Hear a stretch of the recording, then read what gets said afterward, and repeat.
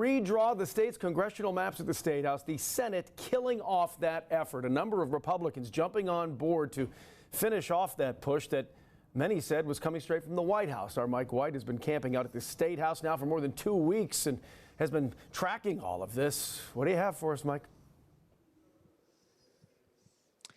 Yeah, Brian, the Senate adjourned a little after 1:30 this afternoon, marking the end to the redistricting debate in this special session. Now, the failed vote dealt a massive blow to the push to redraw the state's congressional lines, even with President Donald Trump being a massive advocate for those efforts. Now, one of the biggest stir-ups in today's session came from Senator Richard Cash when he told the chamber he no longer supports the redistricting effort.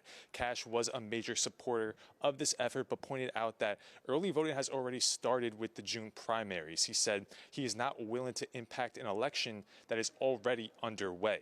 Immediately after that, Senator Larry Grooms took the podium where he restated his support for the proposed maps. The Senate had one last chance to pass them, and that was through a cloture vote. That vote would limit debate on the bill, but it ultimately failed.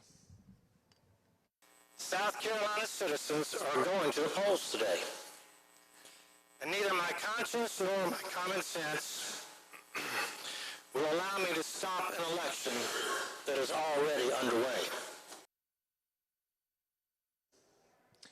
Now, immediately after today's session, Senate Democrats called a news conference outside the chambers. Senate Minority Leader Brad Hutto calling today a victory for the people of South Carolina. Majority Leader Shane Massey also spoke to the media after today's session. Massey added that even just having these conversations about redistricting over these last 2 weeks has made South Carolinians mad and thinks it could potentially hurt Republican candidates.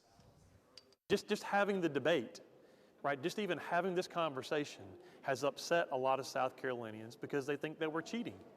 And that's going to result in a big number today. My hope is that we have a big Republican push to try to counter that in November, or else there's going to be some losses, which I was concerned about. Now, Massey says that this push was just too late in the game to the point where ballots were already sent out. The Senate can retake up this topic when next session begins in January, and the Senate will reconvene on June 10th to finish up the state budget. Reporting in Columbia, Mike White. Watch Fox News Local First. All right, thanks.